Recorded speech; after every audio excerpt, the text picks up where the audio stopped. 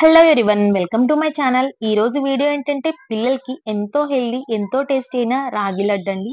ఇది రోజు ఒక్కటిస్తే చాలు, చాలా హెల్త్ బెనిఫిట్స్ ఉన్నాయి ఇందులో.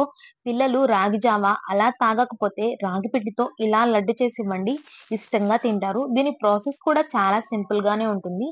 మనం సేమ్ సున్నుండ ఎలా చేస్తామో అది ఇలానే చేయడమే, కాకపోతే కొంచెం డిఫరెంట్ ప్రాసెస్, కానీ ఈజీగానే ఉంటుంది. ఎలా చేయాలో చూద్దాం. ముందుగా స్టవ్ ఆన్ చేసి స్టవ్ మీద పాన్ పెట్టుకొని అందులో కొంచెం ఆయిల్ వేసుకొని ఇక్కడ కప్పుతో కప్పు రాగిపిండి తీసుకొని ఫ్రై చేసుకోవాలండి. రాగిపిండిని లో ఫ్లేమ్ లోనే పెట్టి బాగా ఫ్రై చేసుకోవాలి. ఈ రాగిపిండి ఫ్రై అవ్వకపోతే పచ్చి వాసనలా వస్తుంది.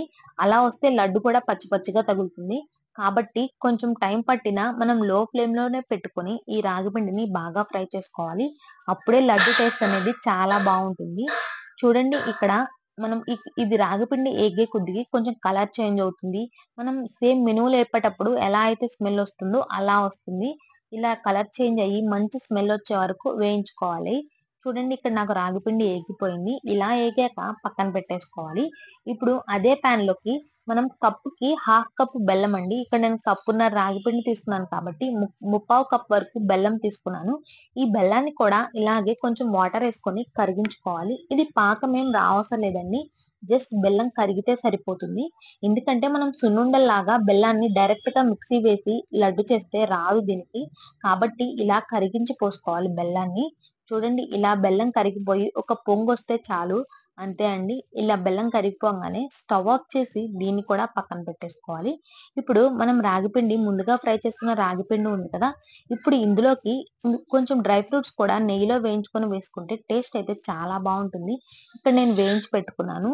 కాజు, పిస్తా, బాదం, ఇలా మీకు కావాల్సిన డ్రై ఫ్రూట్స్ వేసుకోండి. అలాగే ఇలాచీ పౌడర్ కూడా, ఇలాచీ పౌడర్ ని కొంచెం మిక్సీలో షుగర్ వేసి మిక్సీలో ఫైన్ గా పౌడర్ చేసి వేయండి. అప్పుడు ఫ్లేవర్ బాగా తెలుస్తుంది లడ్డులో.